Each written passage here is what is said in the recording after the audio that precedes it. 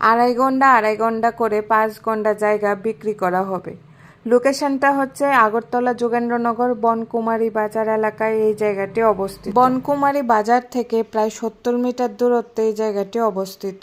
Pitch রাস্তা থেকে CC road দিয়ে গেলে জায়গাতে পৌঁছানো যাবে। জায়গাতে পৌঁছানোর রাস্তাটা প্রায় 8 ফুট। এখানে বাড়ির অংশ থেকে 5 ঘন্টা জায়গা বিক্রি করা হবে।